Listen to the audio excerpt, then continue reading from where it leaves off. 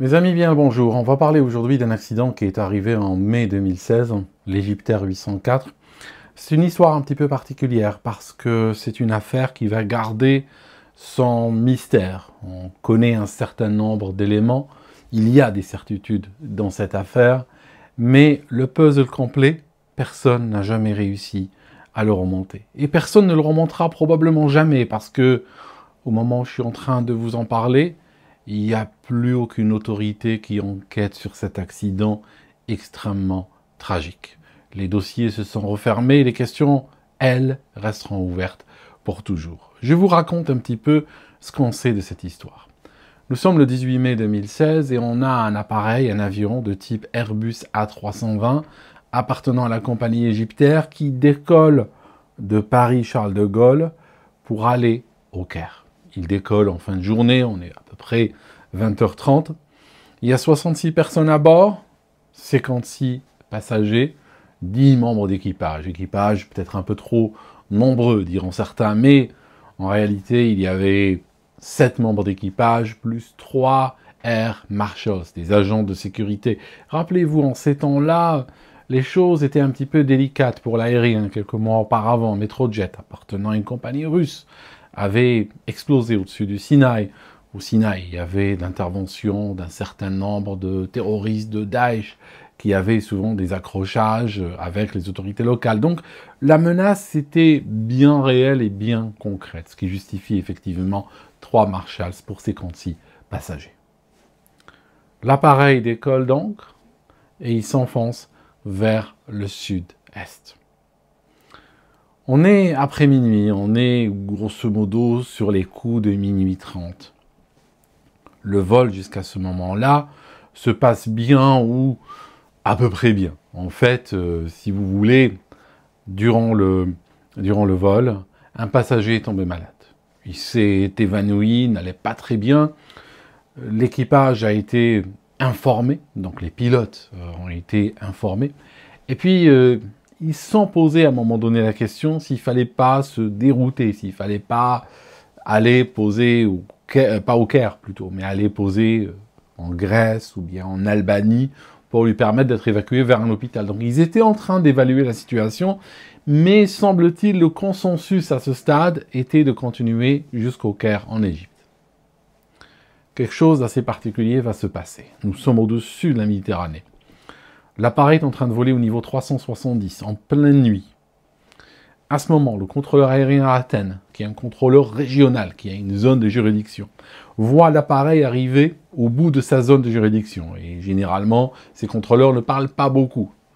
L'appareil se présente à l'entrée de leur juridiction, bonjour. L'appareil arrive à la fin de celle-ci, il le passe à un autre contrôleur, au revoir. Donc ce qu'il fait, c'est que il prend l'initiative de contacter l'Egyptair 804 et il lui dit, Egyptair 804, contactez le Caire, il lui donne la fréquence, au revoir. Il attend à ce moment-là que le pilote collationne, que le pilote réponde en disant, voilà, c'est bon, je passe avec le Caire, au revoir. Les pilotes de l'Egyptair ne répondent pas. Bon, il leur laisse quelques secondes, il rappelle. Il rappelle 2, 3 fois, pas de réponse. Pourtant, ce qui est étonnant, c'est qu'à ce stade, l'avion est en train de voler réglo, en tout cas d'après ce qu'il voit au radar. Alors au bout d'un moment, le contrôleur s'inquiète, il se dit, bon, peut-être, ça peut arriver. Peut-être que les gars, comme ils ont l'habitude de traverser cet espace, ils ont peut-être juste changé la fréquence vers le Caire, sans attendre qu'ils leur disent, bon, ça se fait pas, mais bon, on n'est pas dans leur tête. Donc il prend le téléphone, il appelle son homologue au Caire. Il dit alors l'Egyptair 804, il t'a contacté. L'autre dit, non, j'ai pas entendu parler d'eux. Ok. Donc là, ça commence un petit peu à devenir inquiétant. Sur ces entrefaits, il y a un autre pilote d'Égyptair qui est dans le coin, qui connaît le commandant de bord de cet avion-là, du 804. Il commence à l'appeler à la radio par son prénom. Ils disant réponds, réponds, réponds. Pas de réponse. Et là, quelque chose d'extrêmement sinistre va se passer. Sur le radar secondaire, l'étiquette de l'Égyptair 804 va disparaître. Ça signifie, il vole toujours, potentiellement, mais son transpondeur ne marche plus. C'est le transpondeur qui donne un certain nombre d'informations à travers le système appelé radar secondaire, et ce transpondeur, eh bien, il avait cessé d'émettre.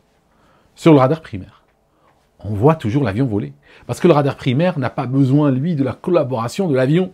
Lui, juste, il envoie des ondes, il reçoit un retour, et puis c'est comme ça qu'il scanne l'azimut. L'appareil continue de voler. Et il va voler pendant de longues minutes. Une fois qu'il cesse de répondre, il va voler pendant près d'une dizaine de minutes. Et soudainement, il disparaît du radar. Le vol est un peu bizarre. Le vol, c'est un virage à gauche, 90 degrés, très serré.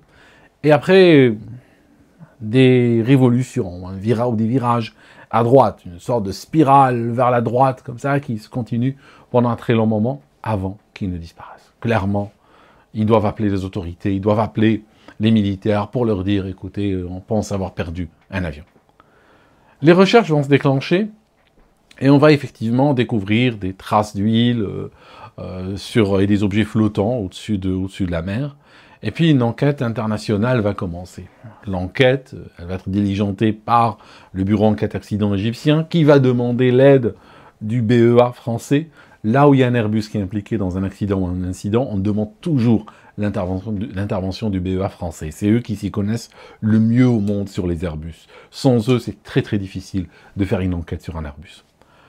On demande aussi l'aide du NTSB américain, c'est le pays fabricant des moteurs. Et puis, on va commencer à chercher. On mettra du temps avant de découvrir les restes de l'appareil au fond de l'eau. Et alors, quand je dis restes, entendons-nous bien, c'est des morceaux de métal déchiquetés à un point inimaginable, qui trahissent un choc contre l'eau à une extrême grande vitesse. Juste pour vous donner une petite idée, sur l'Air France 447, désolé de l'évoquer encore une fois, sur l'Air France 447, le A330 d'Air France qui s'est écrasé en traversant l'Atlantique, qu'on appelle le Rio-Paris d'ailleurs, eh bien, quand on trouve le train d'atterrissage au fond de l'eau, on le reconnaît, on a un train d'atterrissage. Au niveau de l'Égyptaire, on n'a que l'amortisseur. Sur le Rio-Paris, on trouve un moteur. Alors oui, il manque le carénage, le capot, un petit peu la carcasse et tout. On voit que le moteur a morflé. Au niveau du A320 de l'Égyptaire 804, on retrouve le moyeu central. Hein, on retrouve juste l'axe central. Pour vous donner une idée de la violence du choc, imaginez à quelle vitesse vous devez envoyer une voiture contre l'eau, à quelle vitesse vous devez l'envoyer contre l'eau, pour que quand vous alliez au fond de l'eau, vous retrouviez un vilebrequin sur le sable. Vous voyez ce que je veux dire? Ça signifie que les moteurs ont été déchiquetés complètement, et même le cœur, l'axe central, auquel s'accrochent tous les disques de turbines et de compresseurs, a été éjecté. Ça vous donne une idée un petit peu de la violence du choc. Bien entendu, les 66 personnes sont mortes. Et on est plus dans l'identification d'ADN que dans l'identification de corps par leur morphologie ou autre.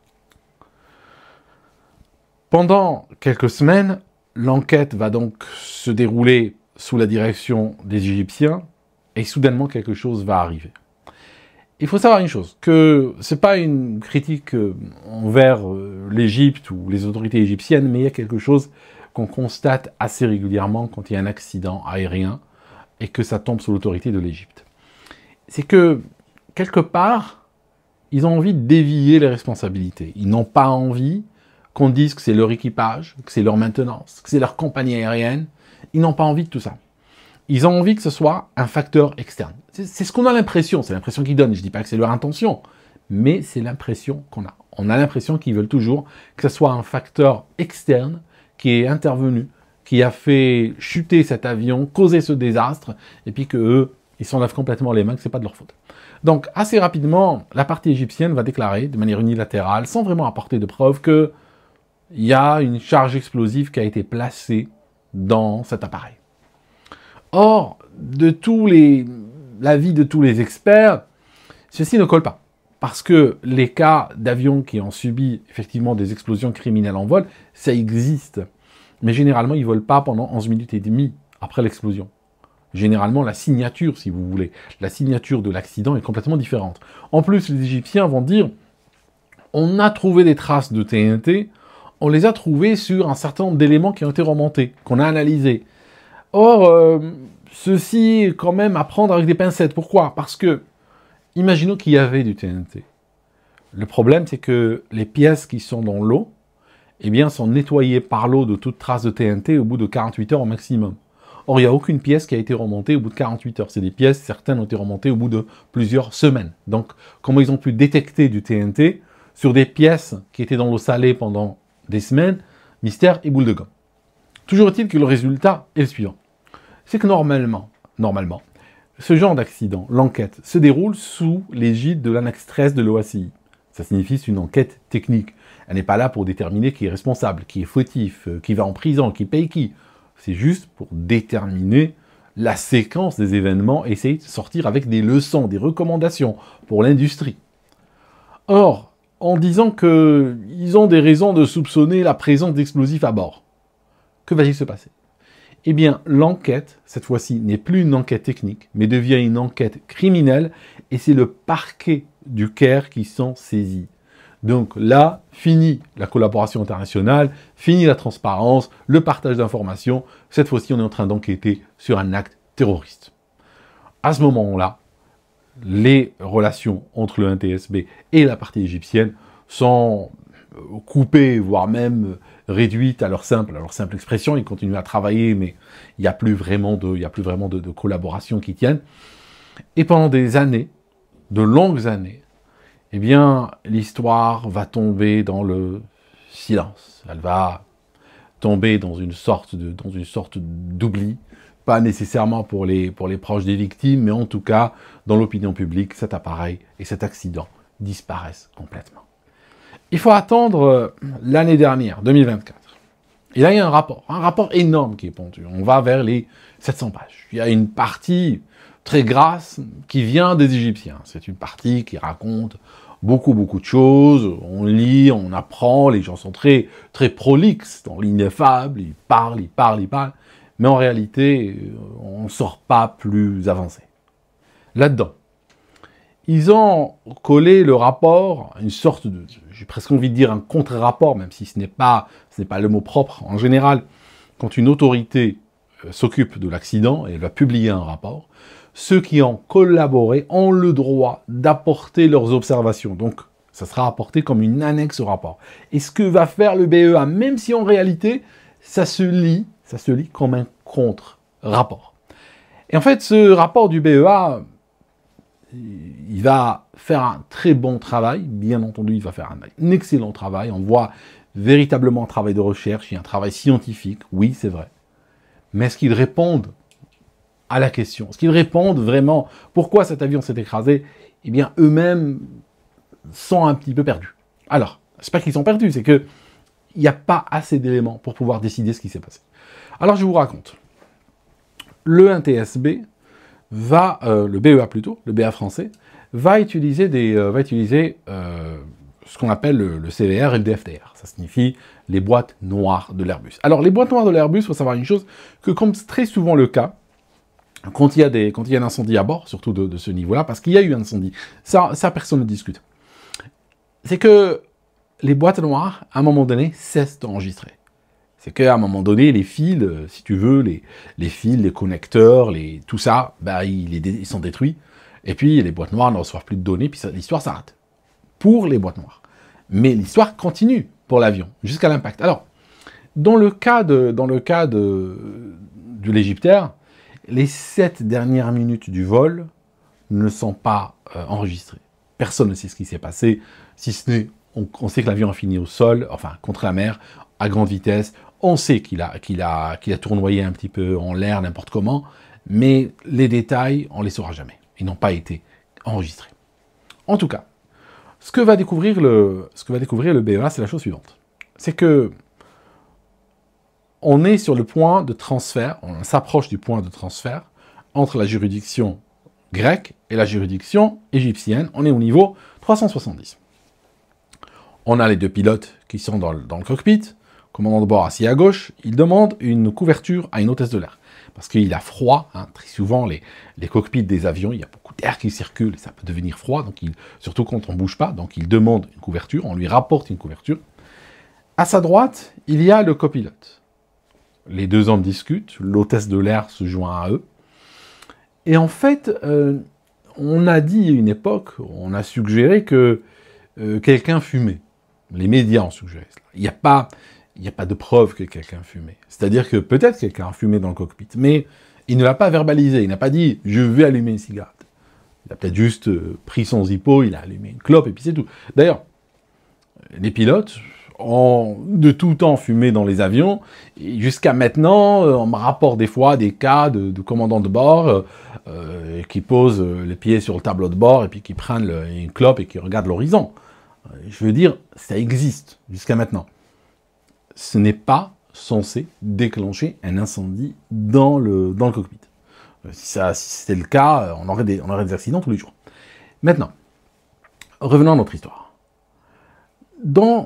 Ce qu'on va voir, c'est que il y a un petit quelque chose qui va se déclencher. Ça veut dire que à un moment donné, il y a un sifflement très fort qui va se déclencher dans le cockpit. C'est un sifflement d'air sous pression ou de gaz sous pression qui échappe. Ça fait à peu près ceci. Je ne vais pas vous le faire, je ne vais pas l'approcher du micro, mais vous allez juste entendre, ça fait ça pendant 2 secondes, 6. Ça fait presque 3 secondes. D'accord? Ça fait ce bruit-là. Je l'éloigne exprès du micro. Si je devais être plus réaliste, je le collerais littéralement au micro. Je le mettrais pratiquement ici. Ça, c'est des micros. Les micros du CVR saturent complètement, tellement le souffle est puissant. Ce souffle-là, il se déclenche, et littéralement 2-3 secondes après, dans le cockpit, on entend le mot « au feu ». Il y a le feu, qui est un feu qui va se déclencher. Et ça se déclenche à droite. Pourquoi on le sait? On le sait pour 2 raisons. D'abord, premièrement, il y a eu les pièces qui ont été remontées, et les pièces qui sont du côté où était assis le copilote, donc à droite, montrent des traces de suie. Elles sont noires. Donc elles ont été exposées au feu. Donc ça, c'est une certitude. Quoi qu'on pense de cette histoire, on est sûr que ces pièces-là ont été exposées au feu. Donc ça, c'est le premier point. Deuxièmement, il y a une chose. À peu près minuit 26, presque au moment du transfert, il y a au Caire un système, c'est l'ACARS, qui va recevoir des messages. Ça signifie la base de maintenance d'Égyptair reçoit des messages automatiques de l'A320.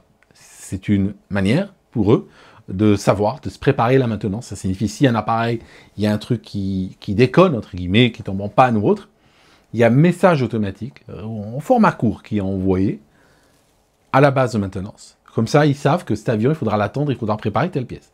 Si les mécaniciens sont préparés, ça permet de faire le travail plus rapidement. Donc, qu'est-ce qu'ils vont recevoir au Caire? Ils vont recevoir assez rapidement une succession de messages. La succession de messages, le premier dit qu'il y a de la fumée dans les toilettes. Il y a la fumée dans les toilettes. L'autre, d'après, dit que ça parle de la vitre, ça parle du dégivrage de la vitre, du hublot, côté copilote. Donc là, il y a ce problème. Puis après, juste très rapidement, on va voir problème de flight control. Ordinateur SEC3, SEC3, tombe en panne. Donc en fait, on réalise que il y a eu assez rapidement fumée, incendie, et que ça commence à aller d'un système à l'autre. Donc déjà, on savait au moment même où l'avion avait disparu qu'il y avait quelque chose lié au feu. Donc, les pilotes vont faire quoi?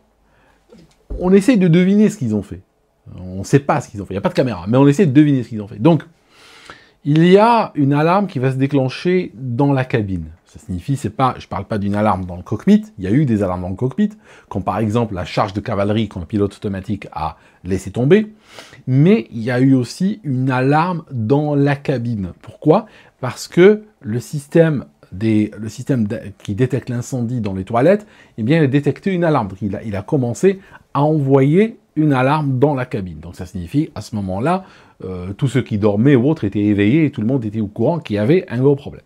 Donc, la porte du cockpit va s'ouvrir et se fermer à plusieurs reprises. Ça signifie qu'on a probablement des actions de la part des pilotes. Ça signifie probablement ils s'éloignent, probablement ils reviennent, il y a probablement un va-et-vient entre la cabine et le cockpit. Pourquoi on le sait? Parce qu'il y a des micros dans le cockpit. C'est les micros qui permettent l'enregistrement des sons pour le CVR, okay, pour la boîte noire qui enregistre les sons. Eh bien, quand la porte s'ouvre, l'alarme qui est dans la cabine au sujet de l'incendie dans les toilettes, elle s'entend très bien. Quand la porte du cockpit est fermée, elle s'entend moins bien. Donc en regardant la signature acoustique, ça leur permet de voir à quel moment la porte est ouverte ou fermée.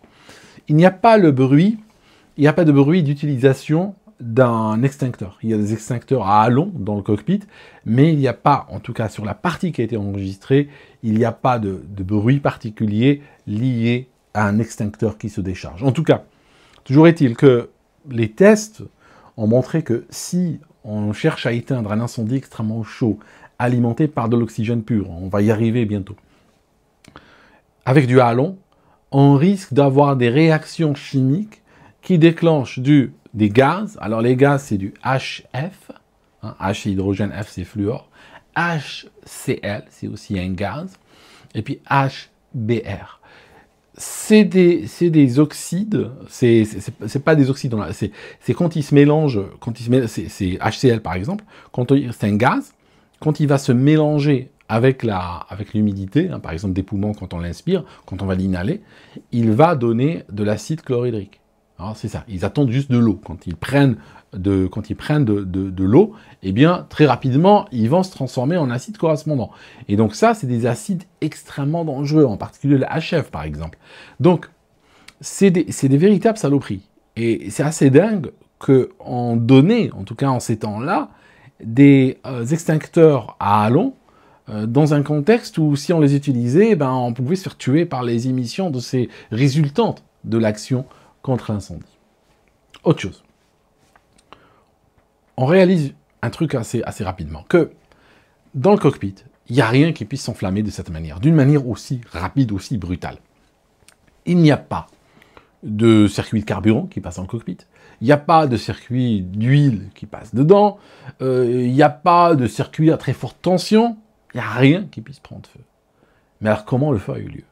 Et c'était quoi ce gaz, hein, comme je vous ai dit tout à l'heure, c'était quoi ce bruit de gaz qui s'est déclenché? Alors, à un moment donné. Donc, on va commencer à soupçonner le système d'oxygène. Il faut savoir une chose.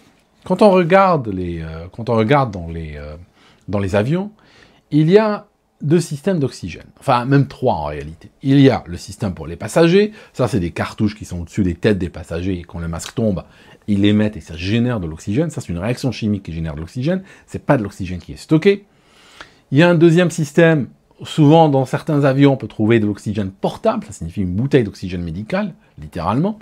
Et le troisième système, c'est un cylindre, une sorte de bouteille de plongée remplie d'oxygène qui alimente le cockpit. Ça signifie en cas de dépressurisation, les pilotes ne vont pas être tributaires d'un masque en plastique comme celui des passagers, mais au contraire, ils vont avoir un système complètement autonome, à forte pression, qui leur permet de faire pas mal de choses. Par exemple, il faut savoir que, selon les réglementations, je ne vais pas les détailler, au-dessus d'une certaine altitude, si un pilote reste tout seul dans le cockpit, il est obligé de mettre de l'oxygène. Donc ça signifie qu'il met son masque à oxygène. Que certains le fassent ou pas, c'est une autre histoire. Mais selon la réglementation, au-delà d'une certaine altitude, un pilote qui reste tout seul est obligé de mettre son masque. Donc il prend son masque, clac, il le met. Le masque permet aussi, au plus de la dépressurisation, pourquoi il le met, je vous donne la raison, c'est qu'on part du principe que si on est à très haute altitude, en cas de dépressurisation rapide, et que si le gars est tout seul, ou la nana est toute seule dans le cockpit, ils n'auront peut-être pas le temps de passer le masque avant de tourner de l'œil. Donc c'est pour ça que si la personne est seule, elle met son masque, comme ça au moins, si jamais il y a une dépressurisation, il n'y a pas besoin d'aller le chercher. Déjà ça. Deuxièmement, ces masques en cas de fumée sont très utiles. En cas de fumée, hein, s'il y a une fumée dans le cockpit ou autre, eh bien ces masques sont donnés et ça permet justement de pouvoir voir, parce que ça isole, il y a une vitre, enfin une vitre, on se comprend, une visière hein, qui permet de voir ce qui se passe, et puis on peut même avoir de l'oxygène en surpression dedans. Il y a un bouton emergency que s'ils appuient dessus, ça permet d'envoyer un haut débit d'oxygène. Alors, il y a une bonbonne à 115 bars. C'est une bonbonne qui est placée sous le cockpit. C'est une bonbonne à 115 bars, elle alimente 4 masques, qu'il y a dans le cockpit de l'Airbus A320, 2 à gauche, 2 à droite, mais elle ne les alimente pas en 115 bars, parce que si on met un humain de l'oxygène à 115 bars, il va exploser. Donc, ce qu'on fait, c'est un peu comme dans la plongée sous-marine. Ça signifie, dans la plongée sous-marine, tu as un cylindre, il est gonflé typiquement, allez, 180, 200 bars, même s'il peut monter plus haut, mais généralement les clubs, hein, ils vont mollo, ne les remplissent pas autant parce qu'ils ont envie d'économiser un petit peu leur compresseur, donc tu vas jamais ou rarement trouver des bonbonnes gonflées à 250 bars. Tu le trouves que si tu vas profond. Généralement, quand tu fais des expéditions profondes sur des épaves et tout, là, il pousse un petit peu la machine et il te donne des cylindres qui sont gonflés à 240, 250. Mais en général, quand on te les donne, c'est bien le diable s'ils sont à 175 bars. Donc, je disais, la bouteille qu'il y a sous le cockpit, elle est à 115 bars. Par la suite, on a ce qu'on appelle un premier étage. Donc, en fait, c'est un détendeur qui va passer de 115 bars à 5 bars. Et là, il va avec 4 lignes et il va distribuer sur les masques. Et les masques, effectivement, une fois qu'ils sont portés, les pilotes peuvent faire autre chose avec. Et ça, c'est essentiel parce qu'il y a un petit détail. Les pilotes pourront parler à la radio. Parce qu'une fois qu'ils ont le masque, hein, n'est-ce pas, vous imaginez, ils vont faire comment pour parler? Ils ne peuvent pas porter le masque à oxygène par-dessus leur casque habituel. Donc, s'ils ont un casque, ils sont obligés de l'enlever pour mettre le masque à oxygène. Donc, comment ils vont pouvoir parler au contrôleur aérien? Eh bien, il y a un micro qui est inséré dans le masque, et ceci est un petit détail important. Pourquoi? Quand l'avion décolle du Caire, il y avait les rôles étaient partagés comme ceci. Le copilote était le pilote qui volait, celui qui faisait cette étape de Paris au Caire, et le commandant de bord était le pilote qui monitorait. Dans la répartition des tâches, qui parle à la radio? Eh bien, celui qui parle à la radio, c'est le pilote qui monitore. Donc, dans ce cas-là, c'est le commandant de bord. Le copilote ne parle pas à la radio, même s'il a parlé occasionnellement à la radio durant ce vol. Toujours est-il, il y a un truc. Quand on écoute dans le CVR, on réalise que son micro de casque d'oxygène, de masque à oxygène, est ouvert. Ça veut dire quoi? Ça veut dire que le masque à oxygène n'est pas bien placé dans son logement. Le masque à oxygène n'est pas bien placé. Pourquoi? Parce que normalement, s'il est placé et clippé dans son logement, et dans une sorte de boîte en métal, s'il est clippé là-dedans, ça coupe automatiquement le micro. S'il est enlevé, le micro s'active. Donc, ce qui s'est passé, c'est que le micro était actif. Ça veut dire quoi? Ça veut dire que le masque n'était pas bien clippé. Ça veut dire que les communications, si jamais le copilote avait voulu parler à l'ATC, dans son casque, en réalité, la communication serait passée par le masque à oxygène, elle aurait été inaudible, elle aurait été complètement étouffée, parce qu'on est en train de parler d'un micro qui est dans une boîte, qui est dans un casque, enfin, qui est dans un casque, qui est dans une boîte. Donc vous comprenez que c'est quelque chose de délicat. Mais pourquoi le copilote n'a pas pu s'en rendre compte? Pourquoi le copilote n'a pas pu se rendre compte qu'il y avait cela, qu'il y avait ce problème? Eh bien, parce qu'il communiquait par la radio. Parce qu'il était le pilote qui volait, donc c'était pas à lui de communiquer à la radio. De sorte que pendant les 2 dernières heures du vol, au moins, son masque à oxygène n'était pas bien clippé, peut-être qu'il fuyait un peu d'oxygène, mais il n'avait pas l'occasion de le réaliser parce qu'il n'a pas parlé à la radio. Ça, c'est un point important.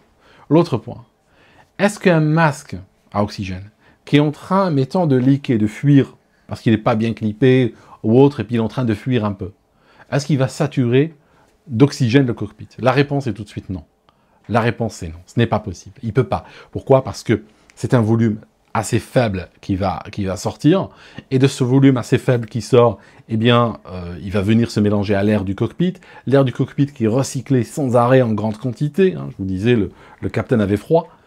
De sorte que une petite fuite comme ça ne va pas enrichir le cockpit en oxygène. Ça, c'est sûr que non. Maintenant, le BEA se disent, ok, on a bien compris, l'oxygène a participé au feu d'une certaine manière. Mais comment? Par quel mécanisme? Donc ils vont chercher. Alors ce qu'ils vont faire, c'est que ils vont commencer à faire des tests de laboratoire. Donc ce qu'ils vont faire, ils vont prendre la boîte, hein, c'est une sorte de boîte en métal dans laquelle se trouve le masque à oxygène. Cette boîte en métal, ils coupent une partie, ils mettent une vitre pour pouvoir voir ce qui se passe. Et ils vont tenter par diverses techniques d'essayer de faire en sorte qu'elle prenne feu. Et alors, ils vont aller loin. L'une des techniques, par exemple, c'est prendre une cigarette et la faire passer au-dessus de la boîte. La cigarette ne change rien, ne fait rien, il n'y a pas de souci. De toute façon, l'oxygène pur est plus lourd que l'air. L'air, il fait plus d'azote. Donc l'oxygène, hein, si on se concentre en oxygène, si on a une petite fuite d'oxygène dans la boîte, elle ira au fond de la boîte. Elle ne va pas avoir tendance à sortir, à s'élever, n'est-ce pas? L'oxygène est lourd. Donc, ils font un truc. Ils commencent à avoir des cigarettes qu'ils jettent à l'intérieur de la boîte. Alors, quand ils jettent des cigarettes à l'intérieur de la boîte, ils tentent à plusieurs reprises. Et à un moment donné, il y a quelque chose qui va arriver. C'est que si, alors attention, il faut plusieurs si maintenant. Si on a une petite fuite d'oxygène dans la boîte, et que la boîte, le fond de celle-ci est concentré en oxygène donc, et qu'on jette une cigarette à l'intérieur, il faut être fou pour le faire, mais on peut le faire par erreur. On jette une cigarette à l'intérieur, je ne sais pas comment, hein, il faut la faire rentrer aussi. Il n'y a pas de grand passage, mais imaginons que le gars fumait, et il confond le masque à oxygène avec un cendrier. Il jette la cigarette à l'intérieur, eh bien ce qui se passe, c'est qu'il y a certaines circonstances, dans la majorité des cas, elle s'éteint la cigarette, elle ne fait rien d'autre. Mais il y a des circonstances où si la cigarette tombe sur le tuyau, elle tombe sur le tuyau d'arrivée d'oxygène, eh bien ce qu'elle va faire, c'est que s'il y a un enrichissement d'oxygène, la cigarette va avoir une incandescence extrêmement forte, et avec cette incandescence extrêmement forte, elle pourra percer le tuyau. Alors, un truc important. Une cigarette lambda, une cigarette vulgaris, placée sur un tuyau d'oxygène ou autre, et surtout ces tuyaux-là qui sont renforcés, elle va s'éteindre. Au bout de 10-15 secondes, elle va s'éteindre, elle n'endommagera pas le tuyau, elle ne laissera même pas une trace dessus. Mais ça c'est la version, on va dire, en oxygène non saturé, en oxygène normal. Maintenant, ça m'est arrivé, j'ai déjà percé une tôle avec une cigarette. Ça signifie si on prend une cigarette, on met un tuyau d'oxygène, là où il y a le filtre, on met un tuyau d'oxygène pur. Ne tentez pas ça à la maison. On ouvre la bouteille d'oxygène. Donc on envoie de l'oxygène à travers la cigarette. L'incandescence, au lieu de paraître orangée, jaunâtre, va devenir blanche, comme si c'était du magnésium. Bon, ça ne va pas durer longtemps, hein. Elle va se consommer en quelques secondes, donc il faut aller vite. Et on prend la cigarette, ainsi donc, avec le bout qui est incandescent avec l'arrivée d'oxygène, et on va aller vers la tôle, une tôle de porte de voiture, on peut la percer de part en part. Vous voyez que l'oxygène va encourager, renforcer et accélérer les réactions chimiques connues, hein, ou qui sont connues pour être gentilles, pour être raisonnables, pour être faibles. Il va les multiplier dans une magnitude énorme. On peut avoir un croissant, on peut avoir un croissant qui prend feu. Hein, si tu prends un croissant, tu cherches à l'allumer avec un briquet, il ne va pas s'allumer. Tu vas voir de temps en temps un peu la pâte feuilletée qui va faire semblant de prendre feu, elle va s'éteindre. Mais si tu prends un croissant dans un environnement à 100% d'oxygène, non seulement il va prendre feu facilement, mais en plus il peut exploser à la tronche. Donc là, il faut faire très gaffe. Donc, je disais que il faut aller à ces extrémités-là. Néanmoins, il ne prouve rien du tout, le BEA. Pourquoi? Parce que quand la cigarette du BEA est jetée dans la boîte et qu'elle commence à se consumer, elle fait un cliquetis très particulier, elle fait un bruit très particulier. Ce bruit-là, ils ne l'enregistrent pas. Et ils auraient dû l'enregistrer si ça avait été le cas. Pourquoi? Parce que le micro est ouvert, il est juste à côté, et il y a un bruit très caractéristique qui est dans cette boîte fermée, et il doit s'entendre. On ne l'entend pas. Donc ça ne peut pas être ça. En plus, il n'y a rien qui dit que les gars fumaient, ce qui fait que l'histoire de la cigarette a été éliminée. Mais en même temps, on reste coincé. Parce que si le tube se casse tout seul, mettons que le tube à oxygène se casse tout seul, tac, et puis l'oxygène commence à sortir, on ne va pas nécessairement avoir de feu. Sauf que là, on a concomitamment, en même temps, on a l'oxygène qui arrive, à haut débit, et on a le feu qui arrive. Les deux en même temps. Quand on regarde un petit peu l'histoire des avions de ligne et l'oxygène, eh bien, le BA arrive à trouver à peu près 4 cas. Il faut regarder toute l'histoire de l'aviation et on retrouve 4 cas. Étonnamment, l'un de ces cas, c'est sur un avion d'Égyptair, un 777. 777 était au sol. Il s'appelle Nefertiti. Il est au sol. Les passagers avaient presque fini d'embarquer, il y avait 300 personnes à bord, hein, 304 personnes à bord, énorme. Les passagers embarquent, tout ça, et soudainement, et comme par hasard, le côté droit, côté copilote, mais attention, on est dans un avion différent, on n'est pas dans un Airbus, on est dans un 777.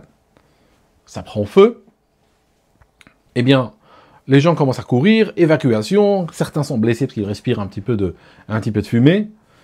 Finalement, plus de plus de peur que de mal, mais beaucoup de dégâts. Le 777 part à la poubelle, hein, il est brûlé, parce que autant en dehors, on voit qu'il y a un morceau là de tôle qui a fondu, mais quand on regarde à l'intérieur, eh bien, c'est rempli de suie sur une bonne partie de l'avant. Donc, il a pris feu vraiment méchamment. Il a été éteint par les pompiers, mais il a été détruit.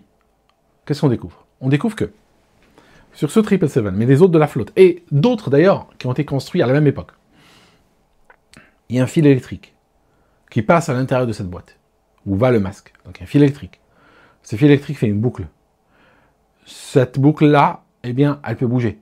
Elle n'est pas bloquée. Normalement, sur les autres 777 plus tard, ils ont mis une sorte de clip qui faisait que le fil électrique ne bougeait pas, il restait stable. Là, sur certains, ils avaient oublié de le faire. Et la qualité, le contrôle, la qualité assurance de Boeing, je pense que personne ne se fait d'illusions dessus. Chaque fois qu'on démonte un Boeing, on trouve à l'intérieur des outils, des pièces, des machins, bon, enfin, c'est connu. Donc, ils avaient oublié de bloquer ce fil. Ce fil, avec les vibrations, les turbulences et tout, finit par commencer à se frotter contre le métal. Il finit par perdre son isolant. Il finit par commencer à faire des décharges électriques, commence à faire des arcs dans un endroit qui est saturé en oxygène. Et là, autant un arc dans l'air comme ça, surtout sur un voltage qui est raisonnable, ne va pas soudainement créer un incendie incontrôlable, sauf que si on a un arc dans un endroit qui est saturé d'oxygène, eh ben, le cuivre et l'isolant du fil vont prendre feu. C'est-à-dire que dans une atmosphère enrichie d'oxygène, même les produits qu'on connaît qui ne s'allument pas, qui ne s'enflamment pas normalement, eh bien même ces produits-là ont tendance à prendre feu très facilement. Donc ce qui se passe, c'est que ils doivent partir en courant.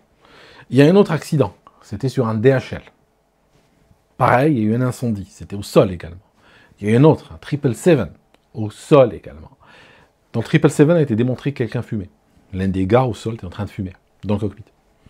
Il y a eu un autre cas, un CRJ 200.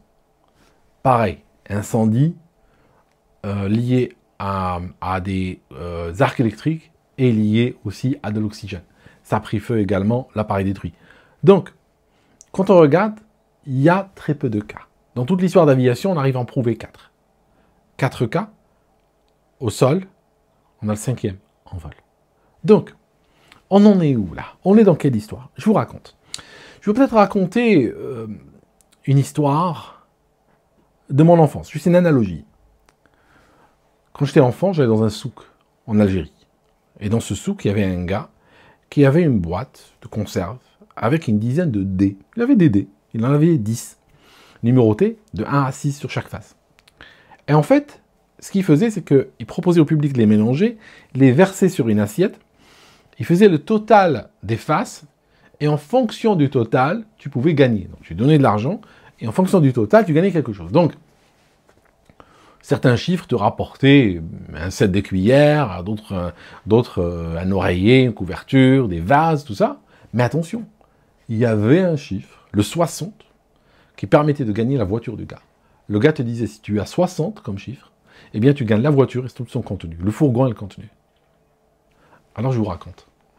Comment obtenir, dans une situation pareille, comment obtenir le chiffre 60? Eh bien, si vous réfléchissez, il n'y a qu'une seule manière d'obtenir ce chiffre. Il faut faire 10 fois 6. Il faut jeter les dés d'un coup et qu'ils tombent tous montrant la face 6. Il n'y a qu'une seule manière de le faire. Alors la question qu'on va se poser ici, c'est que tôt ou tard, ça pourrait arriver. Ça signifie sur le plan des probabilités. Sur le plan des probabilités, ce n'est pas impossible. Cette probabilité est extrêmement rare, mais elle n'est pas impossible. On ne peut pas dire non, c'est pas possible. Non, c'est possible. Sauf qu'elle est extrêmement rare. L'expérience de tous les jours du gars, son expérience, c'est que il a 40, il a 35, il a 32, il a 28. Il y a des chiffres qui reviennent tout le temps. Pourquoi? Parce que c'est des chiffres pour lesquels il y a énormément de compositions différentes de dés qui permettent de les obtenir. Mais le 60, il l'a jamais vu. Le 10 non plus. Parce que le 10 exige qu'une seule manière de l'obtenir, c'est avoir 10 fois la même face qui sera 1. Donc je disais, dans la vie de tous les jours, on a deux types de situations. On a les situations normales que nous connaissons, qui peuvent parfois légèrement dévier de la normale et revenir après. Peuvent parfois dévier et revenir. Un petit incident, un petit bobo, et ça revient. Donc, si on prend un avion, c'est quoi? Un avion, c'est un système non linéaire. C'est un système dynamique qui change. C'est un système complexe. Système dynamique non linéaire, complexe. En mathématiques, ces systèmes-là peuvent avoir ce qu'on appelle des sauts markoviens. Des sauts qu'on appelle de Markov. C'est-à-dire qu'on peut avoir un système qui va passer d'un état, soudainement il va passer à un autre état, avec une probabilité qui est en général extrêmement faible, mais le saut markovien est une réalité. C'est étudié en finance, c'est étudié en statistique, c'est étudié dans divers aspects, si vous voulez, de la technologie et de la vie de tous les jours, mais ce n'est pas vraiment étudié en aviation. Donc ce qu'on peut avoir, c'est un saut markovien. Ça signifie qu'on a une situation qui correspond à une dizaine de dés qui montrent tous la face 6. Personne ne l'a vu. Personne ne dit « non, je l'ai vu dans ma vie ». Mais par contre, statistiquement, c'est une possibilité. Je vous donne un exemple. Vous regardez les vols des Boeing 777. Et vous prenez ces vols et vous les définissez par un certain nombre de paramètres. Prenez chaque vol et vous mettez 1000 paramètres pour le définir. Et je vous en donne un. Un vol qui se termine avec les paramètres suivants. Prenez ce que vous voulez comme paramètre, mais je vous en donne deux. Le fuel flow, ça signifie le débit carburant, du moteur 1 et du moteur 2 est égal à 0. Alors que vous êtes en vol. Les gens vont dire c'est pas possible. Oui, c'est impossible. Mais attention, on a eu le British Airways qui s'est écrasé à l'aéroport de Heathrow 777. Il a eu quoi lui? Les gars ils ralentissent les gaz, les deux moteurs ne remontent plus après. Les deux moteurs restent coincés à un régime extrêmement bas, pratiquement plus de carburant qui arrive, et l'avion s'écrase. Il avait quoi de spécial cet avion? Il avait quoi ce vol? Il n'avait rien de spécial, c'est un vol long courrier. C'est un vol long courrier comme les 777 777 ont été fabriqués pour en faire. Donc, en pratique, qu'est-ce qui se passe là? On a, d'ailleurs, British Airways, plutôt les autorités d'enquête, quand ils ont l'AIB, le britannique, le bureau d'enquête accident britannique, quand il a fait du big data, il a commencé à analyser les vols précédents d'autres 777 pour trouver la comparaison, il a trouvé 195 000 vols. C'est juste, et c'est pas tout, c'est pas toute la flotte mondiale, c'est juste ce qu'il a pu avoir la main dessus. Donc, les vols complets, probablement c'est des millions de vols. Donc on a un appareil qui fait des millions de vols. Et soudainement, sur un des vols, les deux moteurs s'arrêtent et ils s'écrasent. Tu vois ce que je veux dire? Ça, c'est notre saut markovien. Ça signifie, on a une situation qui est mathématiquement possible. Elle est mathématiquement possible. Elle ne peut pas dire l'impossible. Mais juste, on ne l'a jamais observé. Ça signifie, ce qu'on confond, nous les humains, très souvent, on confond notre expérience de tous les jours avec le champ réel des possibilités. Et quand on fait ça, un jour, on est victime d'un saut markovien. On est victime d'un système qui soudainement saute d'un état à l'autre et il part dans un état que nous n'avions pas prévu, mais qui est physiquement possible. Le 777 de British Airways qui s'est écrasé n'a pas défié les lois de la physique. Il y a une équation. Vous allez voir, on va revenir tout de suite en territoire connu. Il y a une équation qu'on appelle Chapman-Kolmogorov, du nom des gens qui l'ont définie. C'est une somme de produits de probabilité. Elle dit quoi? Elle dit que si j'ai une situation A, et je vais aller vers la situation, par exemple, D. Okay, je vais de A à D. Je passe par la situation AB, BC, BD. J'ai trois situations, vous voyez? Eh bien, l'équation nous permet de tenir compte de chaque probabilité, de chaque étape, pour faire le saut markovien de A à D. Ça vous rappelle quelque chose? L'équation de Chapman-Kolmogorov, c'est tout simplement le fromage de Reason. Ce fromage dont on parle chaque fois qu'on fait des études de sécurité. Qu'est-ce qu'on dit? On dit que, ben voilà, on a une couche ici de protection, une couche de protection, une couche de protection. Dans chacune, il y a un trou. Le trou, c'est quoi? C'est une probabilité de sauter cette couche-là. En réalité, si on regarde bien Chapman-Kolmogorov, on peut même avoir plusieurs trous dans une couche de fromage. Et là, on fait la somme des probabilités. Et après, on fait le produit des probabilités pour sauter d'une couche à l'autre. Donc, en réalité, en mathématiques, ils aiment bien utiliser des mots épouvantables, des mots compliqués, pour te raconter des situations extrêmement simples finalement. Donc, ce qui se passe, c'est qu'on a une situation qui est extrêmement rare. La situation extrêmement rare, c'est que nous sommes dans un cockpit, nous sommes dans un avion. Prends-le comme tu veux, l'avion. Il y a de l'électricité dedans. Il y a des kilomètres de câbles. Il y a du carburant. Il y a de l'huile. Il y a plein de choses comme ça. Et là, on a un circuit à oxygène pur. Voilà. C'est comme dans les hôpitaux. Ils ont des circuits à oxygène pur, il y en a dans toutes les chambres et tout ça. Hein, vous respirez un coup comme ça, il n'y a pas de souci. Mais en réalité, ça ne prend pas feu tous les jours. Hein. On n'entend pas dans les news tous les jours un feu dans un hôpital à cause de l'oxygène pur. Mais est-ce que ça peut arriver? Oui, bien sûr. On sait que ça peut arriver un jour. Mais on ne le voit pas tous les jours. Donc, la situation est la suivante. C'est que les sauts markoviens, ils ont une grande difficulté. C'est que ils sont relativement imprévisibles, hautement probabilistiques, très rares, difficiles à reproduire. Eh oui, tu vas le reproduire comment? Et justement, parce qu'ils ont tenté le BEA, hein, ils ont pris le tube, ils ont balancé dedans des particules en métal, ils les ont accélérées pour voir si, par exemple, des particules en métal, dans un tube à oxygène, si elles vont à 30-50 mètres par seconde, puis elles prennent un virage sec, et qu'elles tapent les unes contre les autres, selon un certain angle, eh bien, elles peuvent faire une sorte d'étincelle à cause de la friction qu'elles ont. Comme elles sont dans un endroit enrichi en oxygène, elles peuvent prendre feu. Ah, ils ont tenté ça, le BEA. Oui, et on les comprend. Je veux dire, la vue de l'esprit est complètement valable. Dans la réalité, ils n'ont rien obtenu. Ils n'ont jamais pu le démontrer. C'est ça le problème avec les histoires, les sauts markoviens. Tu ne peux pas les démontrer en pratique. C'est très difficile. Tu peux tenter. Tu ne prendras probablement jamais, en fait. D'accord? Parce que, voilà. Mais est-ce qu'ils sont possibles? Oui, ils sont possibles. Ils sont possibles un jour, sur beaucoup de vols. Ça peut juste arriver. C'est la faute à personne. Voilà, mes amis. C'était dans la nuit du 18 au 19 mai 2016, le vol Égyptaire 804, 66 morts, un Airbus A320 qui a fini dans la mer Méditerranée. Merci d'avoir suivi cette vidéo jusqu'ici et on se voit dans une prochaine.